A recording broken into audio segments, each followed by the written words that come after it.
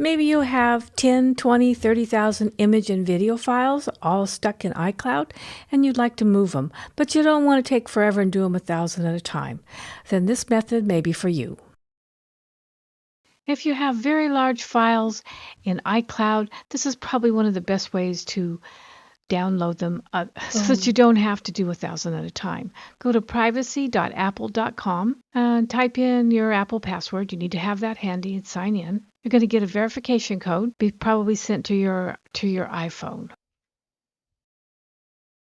From here, you can either get a copy of your data or transfer a copy of your data. I'm not going to go over transfer a copy of your data because you can only transfer it to Google Photos. And there's just one more step, and I don't even have Google Photos. So request a copy of your data. Scroll down until you get to iCloud Photos. Continue. Now you have a choice of file sizes. The first time I did this, I've done this a lot of times just to test it out. I did 25 gigs. Now, unfortunately, they don't give you exactly that size. I had one file that was 40 gigabytes, and for the life of me, I could not download it even to my computer. So I went back and did it additional time. I tried that multiple times, and it would just stall at about 30 or 35 gigabytes. Very frustrating. So I went back and asked for 10 gigabytes, and this is the result. It now doesn't give you exactly 10. You'll see it's almost 22 there, but they give the excuse that, oh, well, we couldn't divide a video file, but then they keep going. But this did work for me. I set up a file in my download folder called Apple Download so that I'd have all three of them together and could find them easily. One thing to keep in mind is you need to stay close to your computer because it tries to time you out and it doesn't pick up where you left off. So you have to start all over again. Now I've downloaded all three of them. I'm going to create a folder called Unzipped Photos. I want to unzip them all in the same place.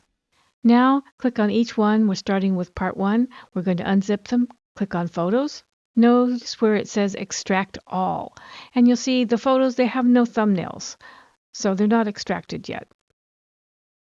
Just make sure you put them in the correct folder. It gets confusing because it unzips all the other folders too, not just the photos.